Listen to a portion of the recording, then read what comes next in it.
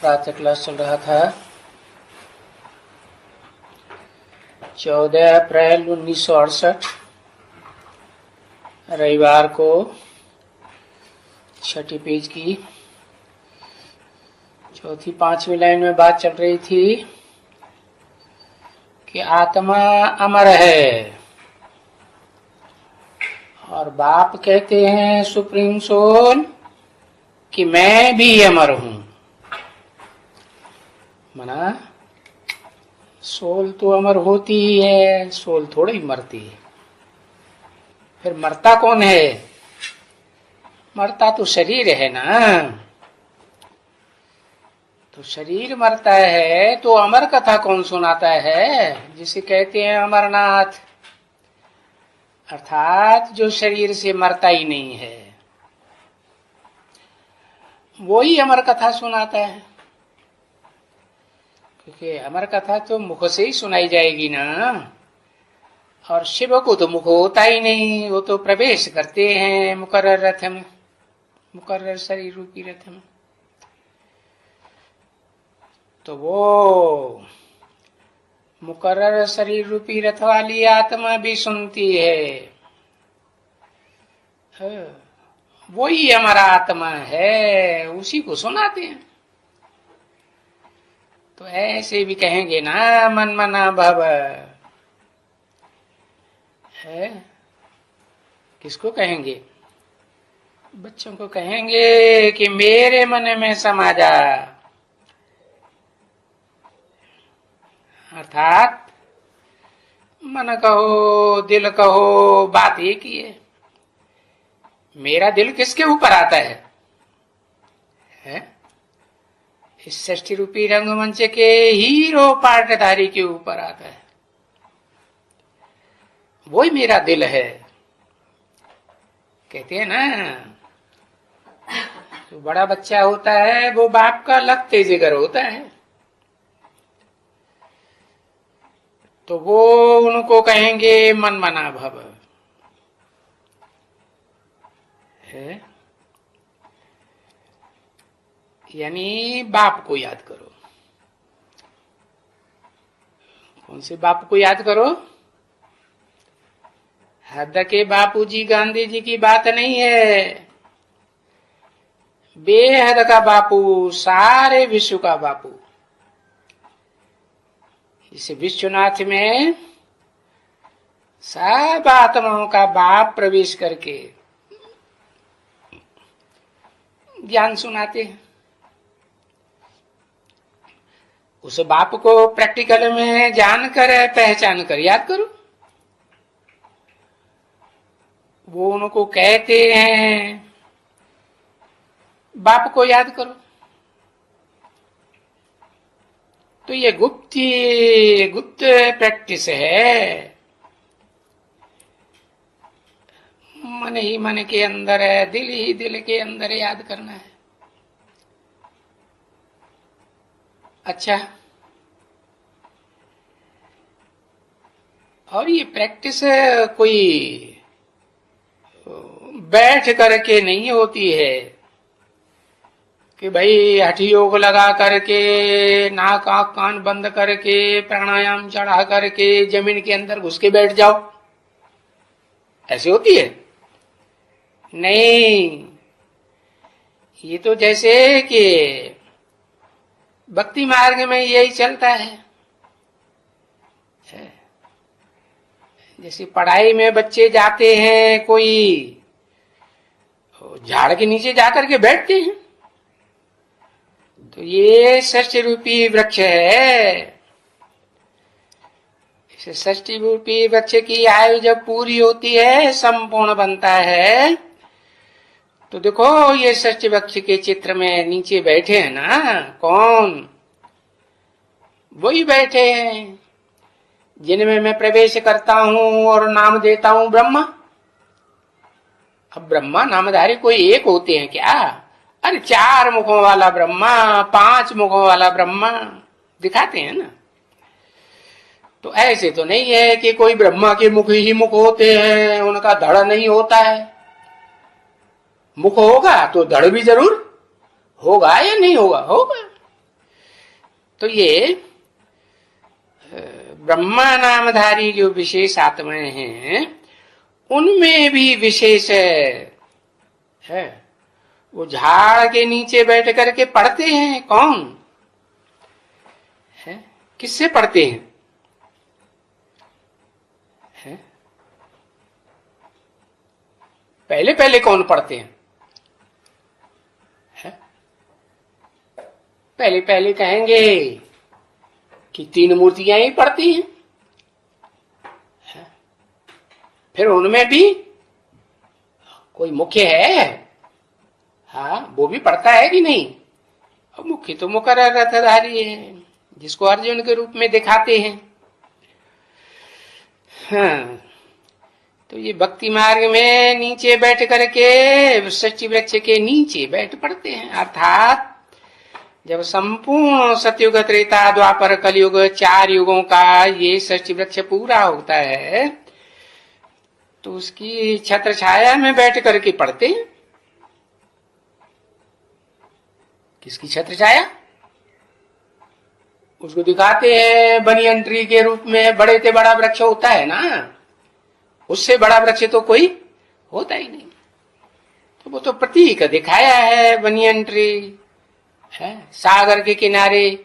बाकी ऐसे थोड़े ही है कोई वृक्ष के नीचे उसकी बात है, नहीं, जड़ वृक्ष की बात नहीं है। वो तो चैतन्य वृक्ष है, बड़ा वृक्ष है, बड़े में बड़ा। इस सृष्टि रूपी रंगमंच पर पार्ट बजाने वाला। तो वहां जाते हैं, आते हैं, किताब हाथ में लेते हैं, पढ़ते रहते हैं। अभी बाप कहते हैं वो वृक्ष के नीचे पढ़ना तो स्थूल बात हो गई। क्या? ये तो चैतन्य ज्ञान वृक्ष है, सृष्टि रूपी वृक्ष है। तो ये जो है प्रैक्टिस बच्चों को करनी है। उस सृष्टि वृक्ष को पहचानो और ऐसे के 500-700 करोड़ बच्चों रूपी पत्तों को भी है अपने अपने स्वरूप को पहचानना है कि नहीं? नहीं पहचानना है तो अपने स्वरूप को, अपनी आत्मा का निश्चय करो कि मैं आत्मा इस सृष्टि रूपी रंगमंच पर है, इस सृष्टि वृक्ष का कौन सा पत्ता बनने वाली हूं। फिर पत्ते भी वृक्ष में नंबरवार निकलते हैं ना, एक के बाद एक, नहीं? हाँ, तो मैं कौन से नंबर का बच्चा बनने वाला हूं? तो वो है, वो आ करके प्रैक्टिस करना चाहिए। इस वृक्ष के नीचे अंडर द कंट्रोल अपन को आत्मा समझ है, मनन चिंतन मंथन की प्रैक्टिस करनी चाहिए।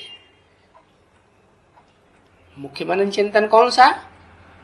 मैं आत्मा और मेरा बाप भी आत्मा। अच्छा देखो, घड़ी घड़ी चेक करो कि ये मैं आत्मा ज्योति बिंदु अणु रूप स्टार रूप, जैसे आसमान में स्टार होते हैं ना, चमकते हैं ना, ऐसी आत्मा भी चमक मारती है। तो आत्म ज्योति इसको कहा जाता है। जैसे सूर्य की किरण होती है ना, तो उस किरण में रोशनी होगी या नहीं होगी? होती है। तो ये प्रैक्टिस करनी है कि हम ज्योति बिंदु आत्मा हैं, और उस प्रैक्टिस करने में थोड़ा बहुत तो देह भान तो आएगा ही। पहले पहले नहीं आएगा है कि 24 घंटे के लिए आत्मिक ज्योति बिंदु समझना आरंभ कर देंगे शुरुआत में ही, नहीं? देखो गीता में भी कहा है, अर्जुन ने भगवान से कहा, हे भगवान ये मन बड़ा चंचल है, ये तो कंट्रोल में आता ही नहीं। तो भगवान ने कहा, असंशयम महाबाहो मनोदुर्निग्रहम चलम है, ये इसमें कोई संशय नहीं कि ये मन बड़ा कठिनाई से कंट्रोल आने वाला है? अभ्यास है तो कौन्तेय वैराग्येण च गृह्यते, परंतु ये बार बार अभ्यास करो, बार बार प्रैक्टिस करो, बार बार देह भान आए, बार बार देह को भूलो, अपनी देह को भी भूलो, देह के संबंधियों को भी भूलो। ये देह भान तो आएगा, परंतु तुम प्रैक्टिस करो। चलो, प्रैक्टिस तो दिन रात और दिन प्रतिदिन करते ही रहना चाहिए। ऐसे तो नहीं होगा कि देही अभिमान फट से बन जाएंगे, नहीं। आत्माभिमानी एक सेकंड में नहीं बना जा सकता। जो इस सृष्टि रूपी रंगमंच का हीरो पार्टधारी है, वो भी, उसको भी प्रैक्टिस करनी पड़े या नहीं करनी पड़े? नहीं करनी पड़े? करनी पड़े। तो फट से बनने की बात नहीं है, क्योंकि अभी ये नई नई बातें तुम बच्चे सुनते हो। क्या नई नई बातें क्यों कहा? अरे दुनिया में तो कोई से पूछो तुम क्या हो, तो कहेंगे हम मास्टर हैं, हम वकील हैं, हम डॉक्टर हैं, हम मिनिस्टर हैं, ऐसे ही कहेंगे ना, है?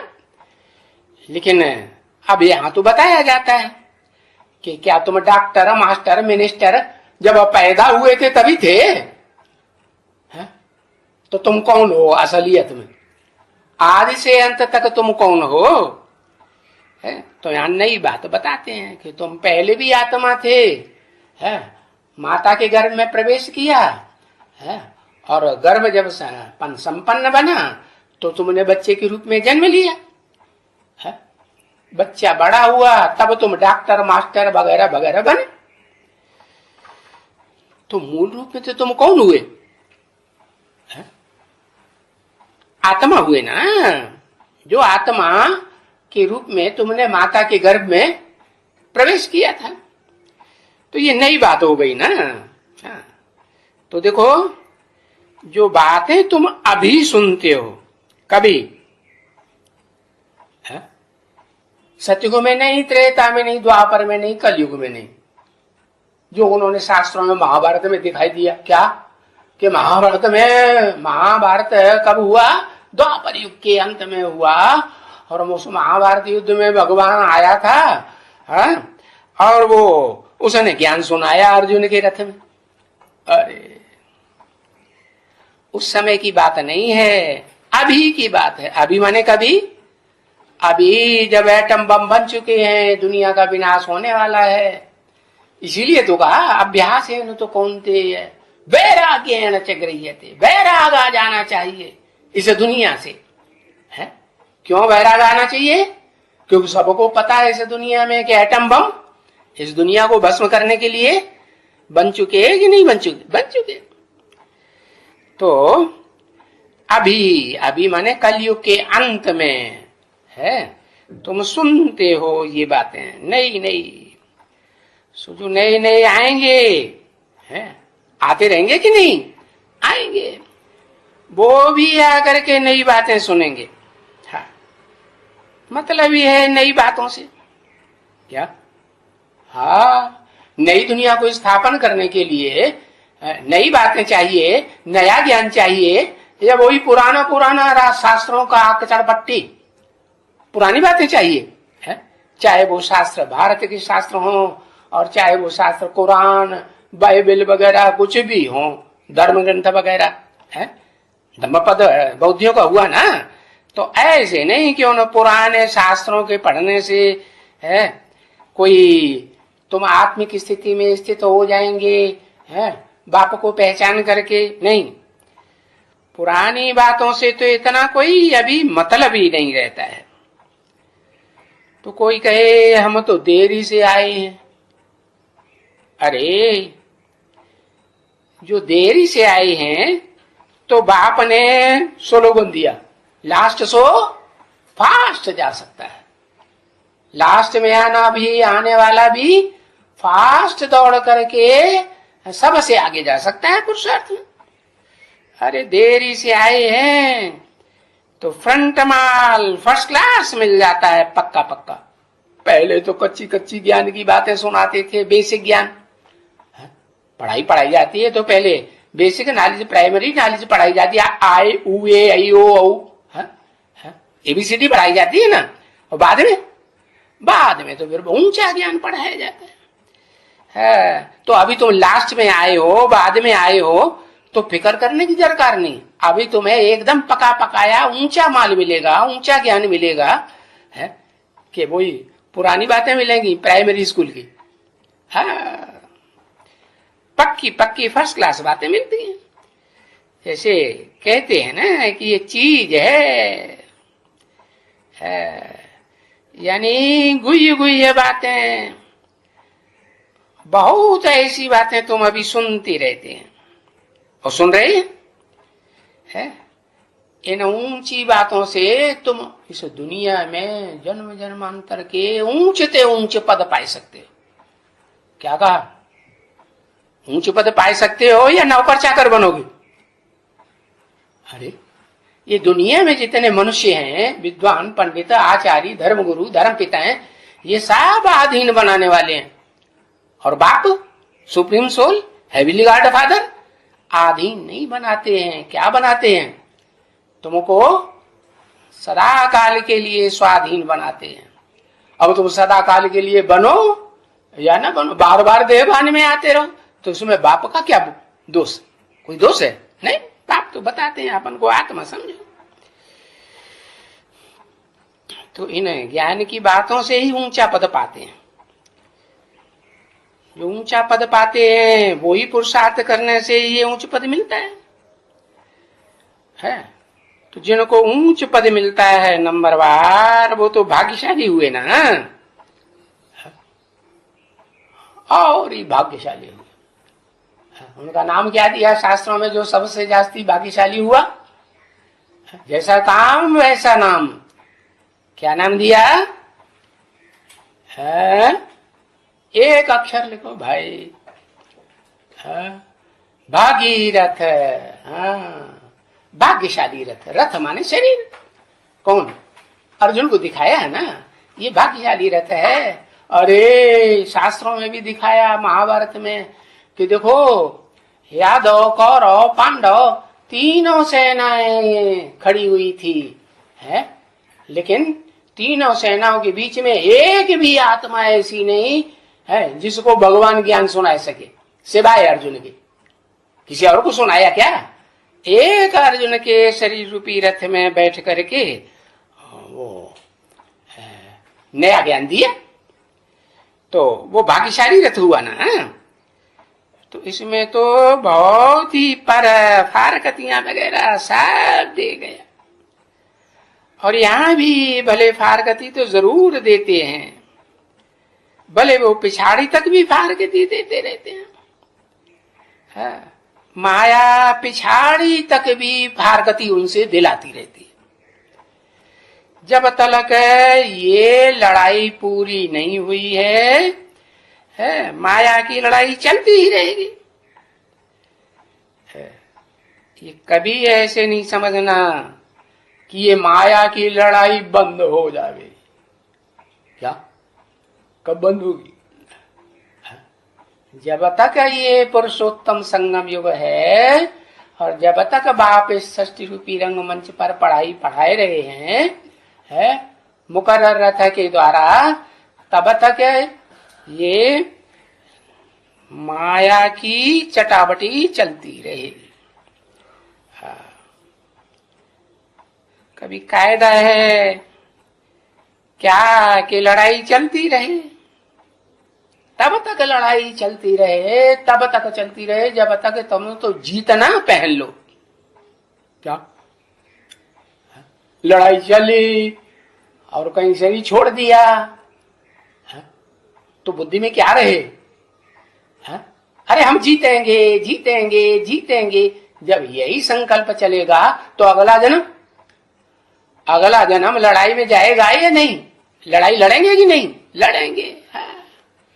जैसे युद्ध में जाने वाले योद्धाएं होते हैं, उनकी बुद्धि में युद्ध ही रहता है, विजय ही रहती है। हम विजय पाएंगे, विजय का तिलक लगेगा। तो बस बाप कहते हैं ये युद्ध कब तक चलता रहेगा? जैसे और धर्म पिताएं आए तो ज्यादा से ज्यादा 100 वर्ष के अंदर उन्होंने अपने धर्म की स्थापना की। ऐसे ही बाप भी कहते हैं ये ऊंचते ऊंच सनातन धर्म जो है इसकी स्थापना के लिए मैं भी 100 साल लेता हूं। क्या उसमें कलयुग का अंत भी नुदा हुआ है और सतयुग का आदि भी नुदा हुआ है। तो ये लड़ाई 100 साल तक चलती रहेगी जब तक तुम 500-700 करोड़ के ऊपर पूरी जीत न पहनो है, चलती रहेगी।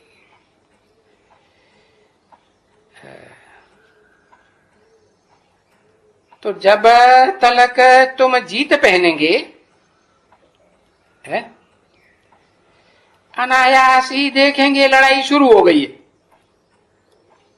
अनायास ही तुम चले जाएंगे है, शरीर के द्वारा तुम मृत्यु को प्राप्त कर लेंगे। परंतु ये जरूर है कि जो जितना जितना जास्ती याद करेंगे बस वो ऐसे ही समझेंगे हम जाते हैं बाप के पास है। ये सृष्टि रूपी वृक्ष है ना, ऐसे में बाप कहां बैठा है, कुछ दिमाग में आया है? हाँ, षष्टि रूपी वृक्ष में षष्टि रूपी षष्टि साकार, षष्टि रूपी वृक्ष का बाप भी साकार है, लेकिन निराकारी और आकारी स्टेज में षष्टि वृक्ष के ऊपर बैठा हुआ दिखाया गया है। तो उस षष्टि वृक्ष का बाप उसे आदम कहो, आदिदेव कहो, एडम कहो, जैनियों में आदिनाथ कहते हैं। उस षष्टि का आदि करता है ना, तो नई षष्टि रचता है, नई षष्टि का रचयिता है या पुरानी दुनिया रचता है? हाँ, नई षष्टि रचता है। तो देखो उस बाप के पास हम जाते हैं, कैसे जाते हैं? शरीर लेके जाते हैं? नहीं, शरीर छोड़ देते हैं। अरे बरगद के वृक्ष में भी पत्ते झड़ते हैं तो नीचे गिरते हैं कि ऊपर जाते हैं? नीचे गिरते हैं। तो वो तो शरीर हुआ ना, हाँ, शरीर रूपी पत्ता हुआ, लेकिन वो जो आत्मा है वो आत्मा तो ऊपर जाएगी या नहीं? आत्मा तो हल्की फुल्की होती है और शरीर तो भारी होता है ना, हाँ, तो नीचे जाएगा। तो शरीर हम छोड़ देते हैं। तो वो बात तुम बच्चों की बुद्धि में आना चाहिए है कि बाबा ने समझाया है कि ऐसे ऐसे करके ब्रह्म में लीन होने वाले कोई कोई विरला होते हैं। कोई कोई माने एक दो या कुछ ज्यादा, एक होता है तो कोई कोई क्यों कहा? एक बार कह देते कोई एक होता है, बोला तो 2 बार। कोई कोई बिरले होते हैं, बिरले माने हाँ। सिंध में भी ऐसे हुए हैं बिरले, हाँ, और मंडली में थे वो। उस समय में सिंध में बहुत नामाचार था है? और जो थे उनमें से जो पहला नंबर था उसका तो बहुत ही नामाचार था। और वो बस सिंध में जानता भी हूं कि किस गली में था वो। किसने कहा? ये किसने कहा कि मैं जानता हूं किस गली में था? ब्रह्मा बाबा ने कहा ना, हाँ, किस गली में था? वो जो जो ब्रह्म में लीन होकर के शरीर छोड़ा था, जो अनुभव हुआ था, तो सन्नाटा छा जाता है, सन्नाटा। क्योंकि जो अभ्यास करता रहेगा है, उनको तो मालूम पड़ेगा, नहीं मालूम पड़ेगा? मालूम पड़ेगा, एकदम बाबा से ज्ञान मिलता है। तो उसी समय की बात है। जिस गली में ये ताराचंद परसामा का दुकान ये घर था ना, हाँ, वो उसके आसपास में उसका ठिकाना था। कौन सा चंद्र? तारे के रूप में सितारा होता है ना। हाँ, चंद्रमा के सामने भी कोई सितारा खास होता है कि नहीं? नहीं होता। हाँ, ताराचंद उसके आसपास में ठिकाना था उसका। अच्छा, नाम पड़ा था उनका। तो वो भी बाकी गया नहीं है। जैसे काशी करवट खाते हैं तो कोई वापस थोड़े ही जाता है। जो काशी करवट खाने वाले हुए हिस्ट्री में हुए होंगे ना। अभी तो अंग्रेज गवर्नमेंट ने वो काशी करवट का कुआं बंद करवा दिया, तो अभी तो कोई काशी करवट खाने की बात नहीं। तो जो काशी करवट खाते हैं तो जाते थोड़े ही कोई हैं कि आत्मलोक में चले जाते हैं। नहीं, मुक्त हो जाते हैं इस दुनिया से। नहीं, काशी करवट कोई थोड़े ने खाया क्या? अरे बहुतों ने खाया, ढेरों ने खाया है। पता है कि तो उन्होंने काशी करवट खाई होगी है? काशी में जाकर के। काशी जानते हैं? वो जड़ काशी नहीं जिसे बनारस कहते हैं। हाँ, वो काशी जो काक्ष्य रूप योग बल से भरी पूरी रहती है। क्या नाम दिया बाबा ने उसका? है, भूल गई। योगिनी। तो वो योगिनी जहां है वहां जाकर के काशी करवट खाते हैं, बहुत जाते हैं। ओम